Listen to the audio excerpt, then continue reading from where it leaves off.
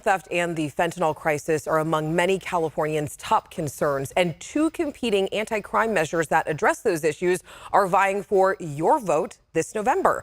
But as ABC 10's Becca Habegger shows us, their supporters are split largely along party lines, and the path to get there has been controversial.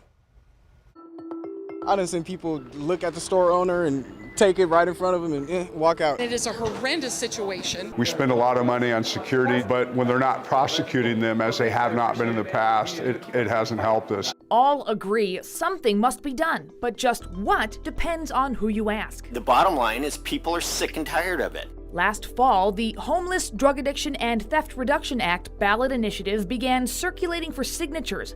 Backed by a broad coalition of businesses, district attorneys, and local officials, it qualified for the November ballot last month.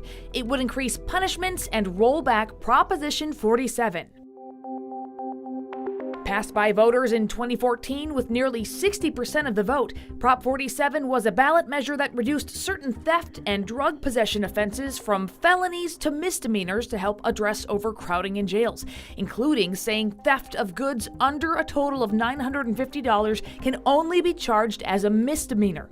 In recent years, critics have blamed Prop 47 for the rise in crime, saying California is too lax on criminals. Now we're at a point where people can do anything. And they are doing anything. That's Republican State Senator Kelly Ciarto at a committee meeting last month. He and his colleagues were voting on a bipartisan package of bills aimed at reducing crime and addressing drug addiction.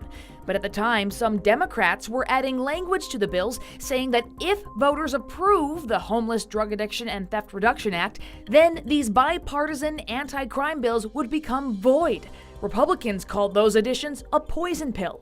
It was a Democrat-led effort to push back against the ballot measure, saying it went too far in cracking down on crime and could lead to over-incarceration. We need to make sure that we're pursuing reforms that are effective at targeting retail crime and avoiding imprisoning our most vulnerable people for minor infractions or acts of survival. Some Democrats wanted the ballot measure's sponsor to remove it from the ballot, but they refused. That leads us to this past weekend.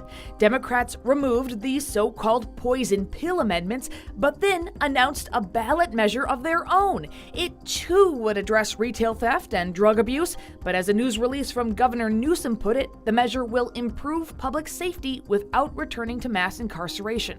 So now we have one anti-crime measure on the ballot this fall, with another similar one that could also be on the ballot, which would be called Prop 2. Quite frankly, I think it's just an ability to be able to confuse the voters again.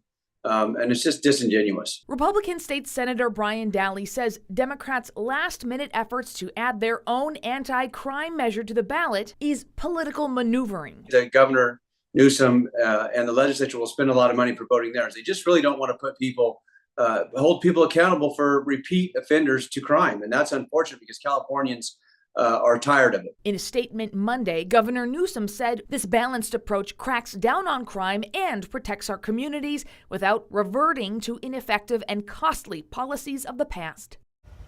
Becca Habegger breaking it all down for you once again. Becca, I do want to mention the next hurdle for this comes on Wednesday, right? Right. The Assembly and the Senate are scheduled to vote on the measure that evening. And due to some political maneuvering, it only needs a simple majority in each to get on our ballots in November.